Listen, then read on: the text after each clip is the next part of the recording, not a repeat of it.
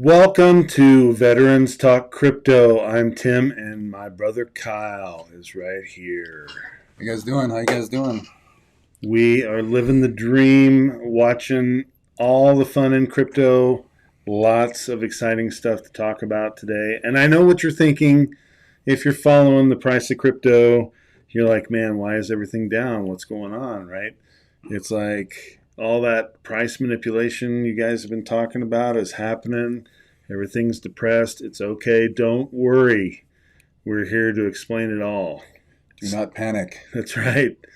Hitchhiker's Guide to the Galaxy says, don't panic. Everybody calm down. That's right. We've got some interesting stuff to show you. I want to get started today with a very interesting bit of technical analysis that I think will help make sense of where we are, where we've been, and where we're going. And I want to get right to that because it is some really fascinating stuff. So check this out. Here, move over a little bit so you can fit in the circle. There we go. Slide on over. Check this out. This is a technical analyst who, he's not even a crypto expert. He's just a technical analyst of markets. And a meteorologist. So he likes our windmills. Anyway, check this out. Well, they certainly aren't bad, like I said. Let's start with Bitcoin. We're going to be talking about the gamut of popular investments today. You're somewhat bullish on all these assets I've mentioned, except for equities, and we'll get to that. What are we looking at right now, Kevin? What does this chart tell us about Bitcoin? Okay, well, with my technical analysis, I like to identify patterns that are reliable and repeat over time. Of course, Bitcoin and cryptocurrencies generally have got a limited price history, so there's a large caveat against everything that we analyze here with the cryptocurrencies. But Bitcoin's the big daddy, followed, I suppose, closely by Ethereum. But looking at this Bitcoin chart here, it's quite clear to pick out a repeating sort of cyclical pattern, 1, 2, 3, with these arcs here. And you can make a statement about this chart. Two things, really, that price has never gone above the upper resistance line, and price has never broken and closed a month down below the each of those three arcs. So that gives us some kind of secure footing to sort of base our technical analysis on. And you can see right at the moment that price is coming down and testing that 12-month moving average, horizontal support level, and the edge of the arc. And when you get these sort of confluence of points, three different areas of support, we look to sort of zoom in and see what's going on. So you can see on the zoomed in version of that here, the edge of the large arc, you can see quite clearly. You can see the horizontal support zone, and you can see the smaller arc that's been created. And these arcs aren't just sort of pure coincidence and kind of made up. They're perfectly geometrical. They're drawn here using the TradingView software, and you can see that it's been tested here, here, here, here, and here. And that's not a coincidence. Any more than price breaking down into a sort of bullish descending wedge pattern. So the technicals are looking on the surface pretty good at the moment, breaking out of a bullish descending wedge. We've got good support, but it's critical that we do start to turn up before we sort of break down, say, below around about the 30,000 level. $30,000 level. Okay, so that's the critical downside support for you. It is. If it really closes a week. We're at 32 today. We're at 32.8 thousand US. Yeah. So we're already very. So the thing to notice while we're here is that the right axis there is a logarithmic axis. So it doesn't follow proportionately. So the bottom number that you see right here is 13,000. And then the top number is 75,000. So as it goes up, the units get tighter and tighter and tighter. So that line that follows from here to here rises exponentially, or logarithmically, actually. So watch as his analysis continues along this line. Near your downside floor. Absolutely. Okay, so what's happening? What's going to happen from here? What's the upside for you? What's the sort of the ceiling, if you have one?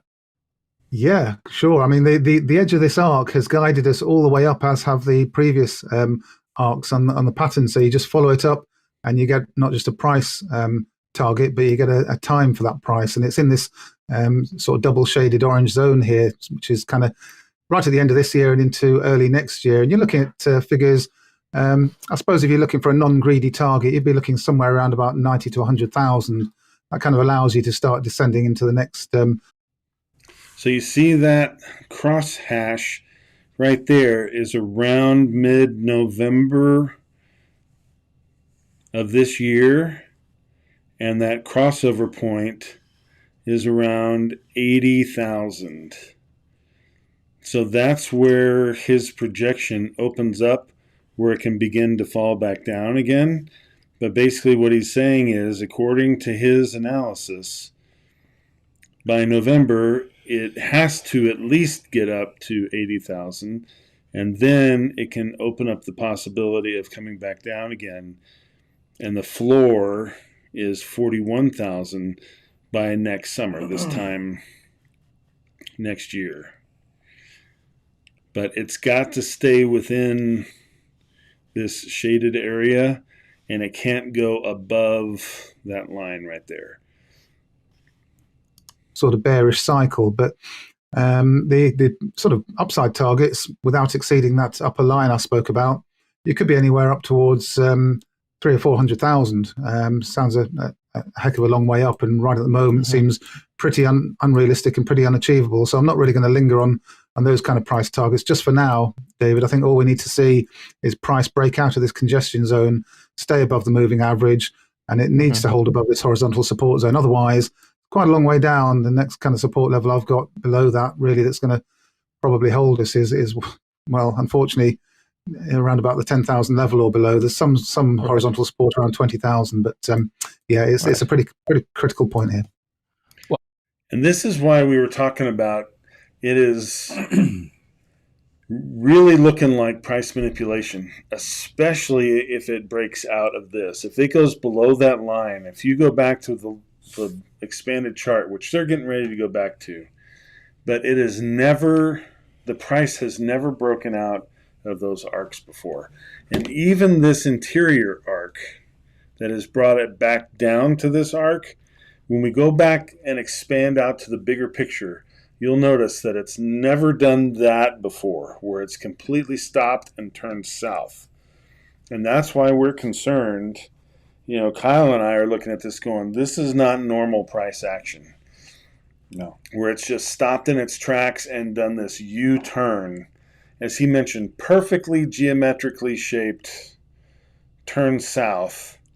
And now, in order to stay above that arc, it's got to do a complete geometric turn back to the north, or else it's going to break the arc. So keep that in mind when he flashes back to the big chart, and look at how evenly the price stays above the bottom of the arc and never does a U-turn to test the bottom of the arc historically. Let's take a look. Can you go back to the zoomed out chart? Yeah, sure. Okay. It seems to me, Kevin, that Bitcoin has never broken down below the bottom of the arc. Exactly. So if you look historically, you'll see these spots where it has Gotten pretty close. gotten close, but it's never done this U-turn. See, it was headed up like this and then went and came right back down.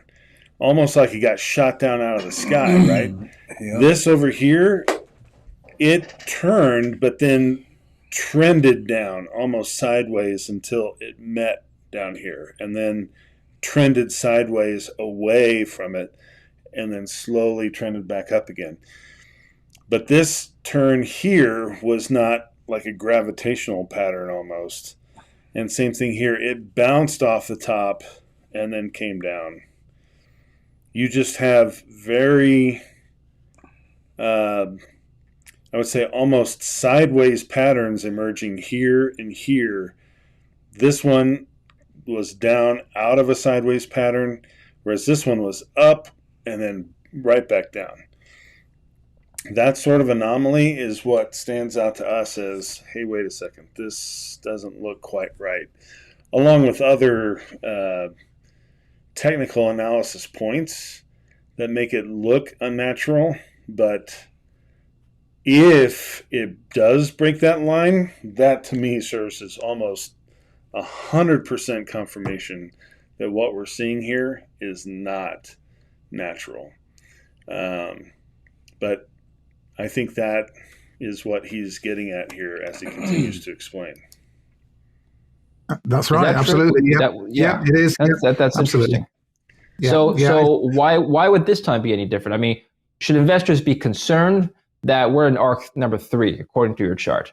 Should investors be concerned that now is potentially the first time since all the way back to 2011 you have this chart that Bitcoin is breaking down below the bottom end of this arc? Yeah, it's always a concern when price sets a new precedent, and when price does something it's never done before, it's sending a pretty strong signal, in my mind anyway. There's a lot of fundamental arguments for and against cryptocurrencies, of course, and I've heard people express views that Bitcoin's okay, so it's the big daddy and it's the market leader, but it's kind of old tech and has a lot going against it, a little bit like Betamax did when in its battle against VHS back in the day. Some people may remember that. So, yes, I remember Betamax, if you will.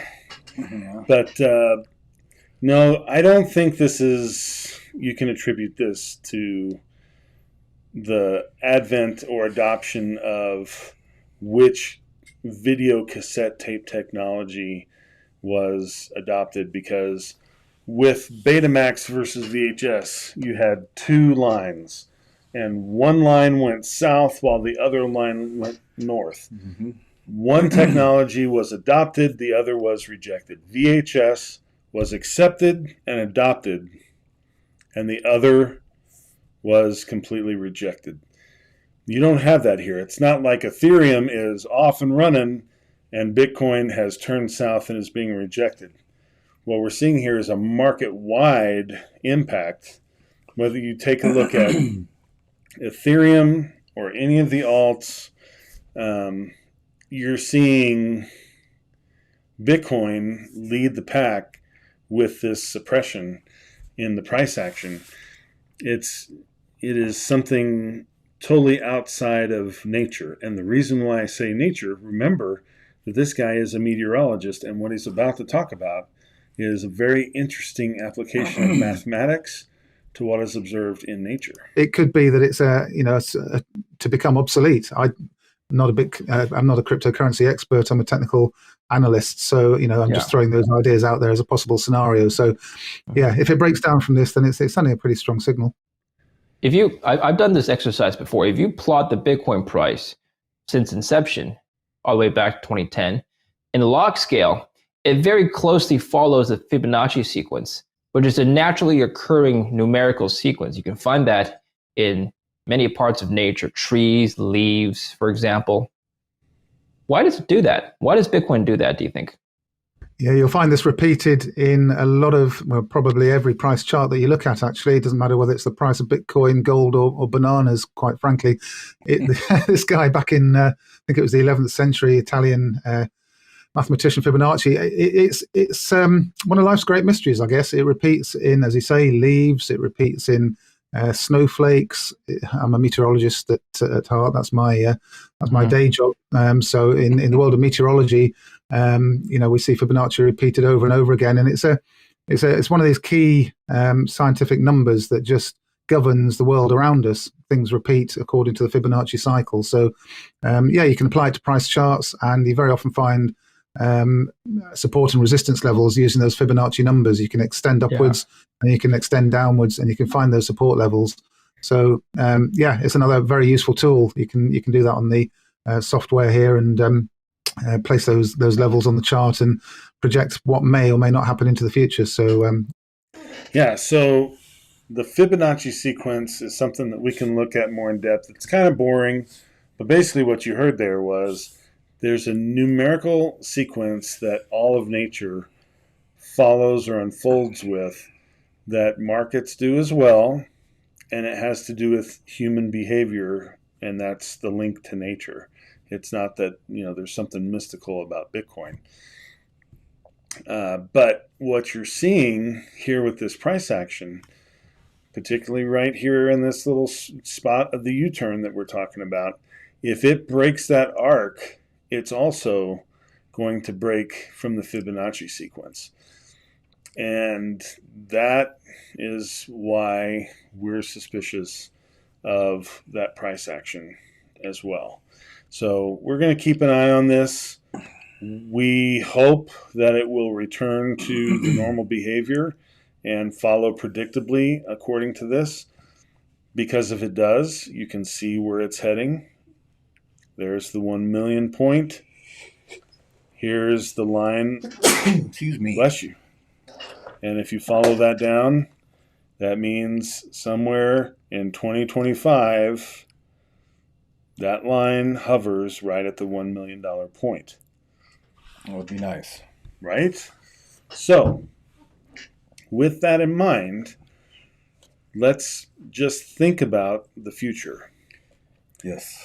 If we are here and the $1 million point is here and 2025 is here, what should you be thinking about right now? Stacking a little bit. Mm-hmm. You really should. While it's at $30,000, you might want to think about this. And it doesn't have to be a lot. We're going to get into that right now and just show you a little bit of, of what's going on with this. Yeah, check this out, guys. This is from back in November, but it holds true today because of the analysis that you're about to see. They say that if you own just 0.28 Bitcoin, you're statistically guaranteed to be in the richest 1% of the global population in Bitcoin terms. Now, today, 0.28 Bitcoin equals just above $3,000. That is no longer true. This video was recorded back in August.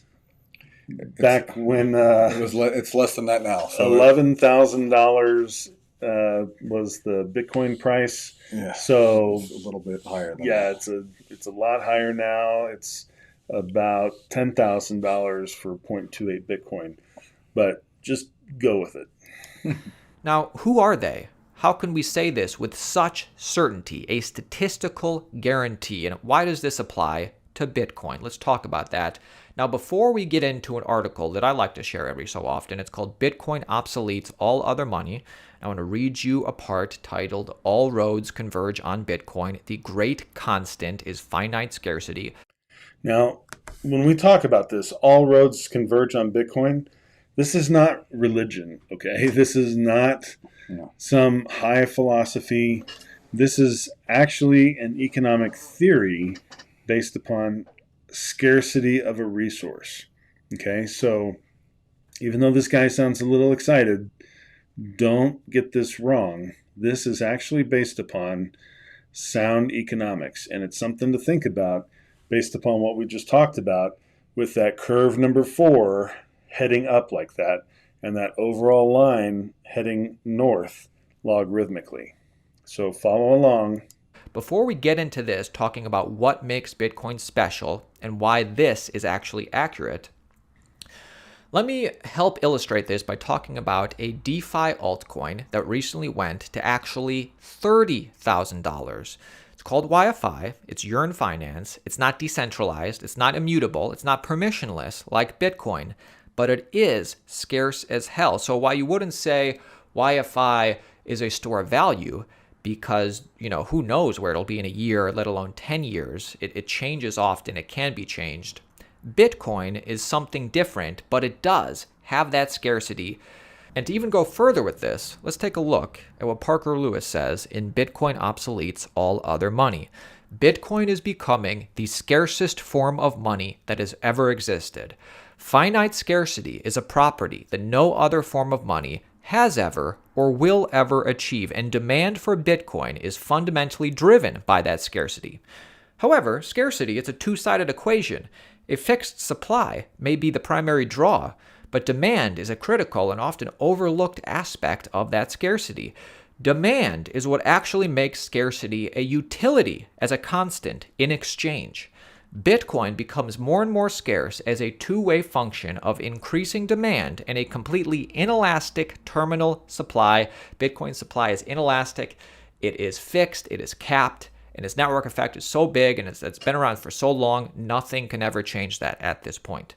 Unlike a token like YFI, which is new and can be changed, not the same thing. To continue, Bitcoin becomes more and more scarce as a two-way function of increasing demand in a completely inelastic terminal supply. The scarcity of its fixed supply creates demand, but increasing demand then creates greater scarcity. If this sounds circular, it's because it is. If there were 21 million Bitcoin, but only I valued it, then there would be nothing scarce or useful about Bitcoin. But if myself and 100 million people valued Bitcoin, by the way, about 100 million people value Bitcoin today, 21 million starts to become more scarce. And if the network continues to grow, maybe to 1 billion, 21 million would become extremely scarce, and Bitcoin would represent a greater utility as a constant. Let's talk about that. This is a projection of supply.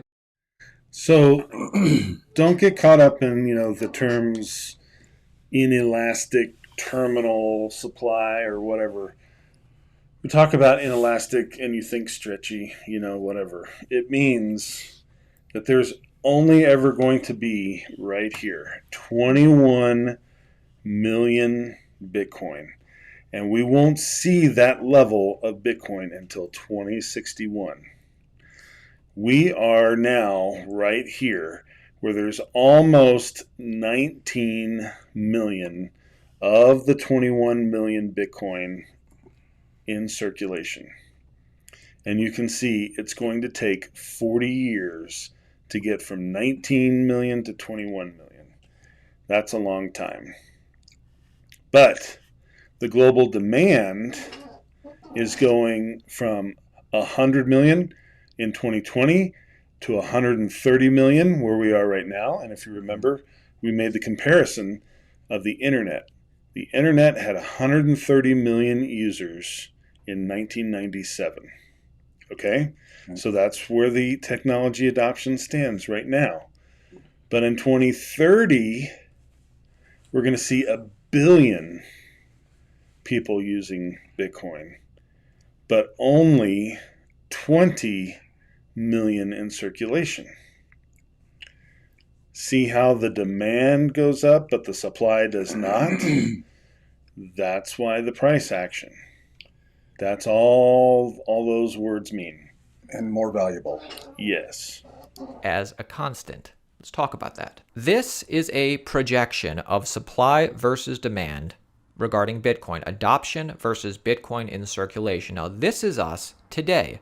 There are 18.6 million Bitcoin in circulation, and this is the estimated adoption for 2020. Now, in 10 years from now, by 2030, we know for a fact there's only going to be 20.6 million Bitcoin in circulation. Yet, adoption will exponentially grow, I'm sure. You don't think 1 billion people are going to buy Bitcoin at some point? Well, let's talk about the average Bitcoin that a user can actually buy. I don't know if you know this, but as of 2020, the average holding, I'm talking about the average, is just 0.2 Bitcoin per person. By 2030, it's going to be 0.02 for the average holding. And it's because of that metric right there why we can statistically guarantee that if you own 0.28 Bitcoin, you're going to be in the richest 1% of the world in terms of Bitcoin. Now, I've said this before. I think that Bitcoin has decades of upside ahead of it. Not just years, decades. I think it's a decade-long experiment. And it's hard to imagine that now because Bitcoin's only been around 1 decade. But it's going to get easier. Just like 1995, half the people didn't think the internet would be a part of their lives forever. Cut to 10 years later, 2005, everybody believed Bitcoin would be around. Let's go further. No more than 5 to 10 million people will ever even own a full Bitcoin. Between whales and hodlers and nations and institutions, there won't be many left to go around. Factor in the lost coins. Factor in the fact that a lot of people already own more than 1 Bitcoin. There's even less. Whole coiners will be rare indeed. So in the future, if you own 0.28 Bitcoin, nobody knows the future, but you could be considered statistically the richest 1% of the world. Now imagine in the future if you're a whole coiner. By the way, people are realizing the implications of getting a piece of the Bitcoin pie. All one must do to realize this, because everything is on a blockchain that can be checked at any time. All you need to do is follow the money. The number of wallets holding 1,000 Bitcoin or more has reached a new all-time high. This recent uptick shows the demand is there. This is exactly what I would expect to see if Bitcoin has a future. And by the way, after the crash in May, guess what happened? Wallets holding 1,000 or more Bitcoin increased to a new all-time high. The whales always come in after crashes and buy up all the Bitcoin. They're accumulating today, just like they did after all those other bull runs ended. And that is a pattern that repeats itself. So, why do we say this? Why do we care about this? We care about this because of this price action as predicted here. If you see this and think about where it's going to be in 2025 and look at this line, if that line continues on a logarithmic scale, you can't even see where this line goes, but by 2030, which should be about here, now you're talking about, see right here, you can kind of see this is $1 million. I mean, you can definitely see this is $1 million. You can see this is 2 million and some change. So out here is going to be in the $20 million range. If you own, let's see, carry the 1, drop the 0, 0.28 Bitcoin at $20 million, that's $5.6 million at 0.28 Bitcoin. So, where does that stand right now? At $32,000. That's $8,960. So, what are we saying? Take a look at this. You do the math, do your own research. But if you could drop $9,000 right now on something that's going to be worth $5+ million 10 years from now, would that be a good investment or a bad investment? Better than any stock market or bank or anything else like that. I mean, yeah, I think that would qualify as a good investment. Once again, we're not financial advisors, but it sounds pretty good to me. Yeah, it's worth taking a look at. And these arcs here, that is some good analysis. And it has the ring of truth to it with respect to both the historic versus what's coming. Remember we talked last time, the past doesn't necessarily give us predictive power, but something like this that has a consistent behavior. Remember we looked at how the past had different buckets of time for the bull and bear market duration. That's an example of variable behaviors that doesn't give us good predictive power. This is an example of something that is consistent. It's adjusted on a logarithmic scale so that it does match and it is consistent. So this historical analysis is potentially much more informative about where we're going and what we're doing, as well as giving us a heads up on what might be price manipulation and what to do about it. And that's why we're both considering, okay, what's going on with the price? And outside of what's going on with the price, what are the implications for the future? And what should we do in sharing this information with you? That's right. And keep in mind, I know we're talking about Bitcoin right now, but this is there's a lot of other altcoins as well that you should do your research on. and read your white paper and follow up on, because when Bitcoin goes down, everything else tends to go down with it. That's been the case lately. That hasn't been the case historically, but lately, that's why we're kind of showing you guys this, because everything seems down right now and everybody seems, out of it and this, that, and the other thing. But we're trying to reassure you that, hey, if this happens, either scenario, it's still, there's still only 21 million Bitcoin, so don't get discouraged. Keep doing your research, keep following up on it. And the more you learn, the better, especially with altcoins and everything else. So, yeah. So, yeah, historically, there was only one market. Like there were times 3 years ago where all the charts were exactly the same. It didn't matter if it was ZEC or Ethereum Classic or Bitcoin. All the lines looked exactly the same because all the markets used all the same bots and everyone was attached at the hip. There was one price action for everything. And now, like what Kyle is saying, everything's getting more and more disconnected and everything's becoming more and more independent, and price discovery is happening across the board, independent from each other, based upon all the merits and individual markets for each of the coins. So it's important to understand where all the use cases are for everything.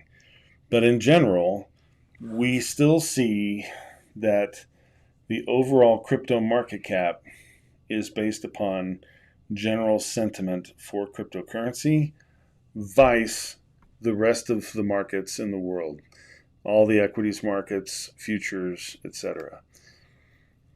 But that has a way of almost being like the tide.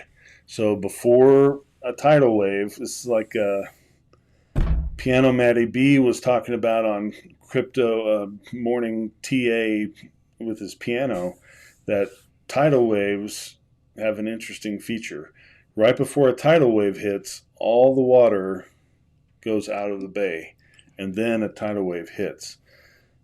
This receding of the price may in fact be like what you're seeing here on the chart, just a pullback to that bottom line of the arc in order to project it up that line of the arc, and that could be significant. So do your research on these use cases, do your research on the alts as well as Bitcoin, but understand what these technical analysis folks are seeing, because it can happen fast. And you want to buy when everyone else is selling. You want to sell when everyone else is buying. That's what we call swimming with the whales. And right now, everyone else is selling. That means it's time to buy. That is the key.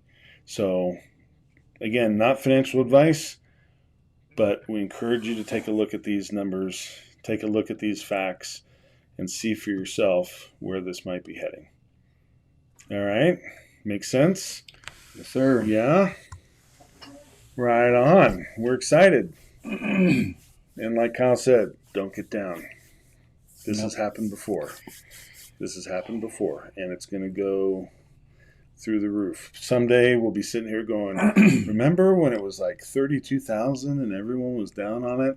And now it's like at 1 million and everyone's like, oh, I wish I would have bought more Bitcoin. Yeah. Well, stack your Satoshis, baby. That's it. All right. Well, you guys ask your questions, put them in the comments, hit the like button. We appreciate you checking us out. Let us know if we can help. We're here for you. And as always, do your own research. Good luck. We hope this helps. We hope this works out for you.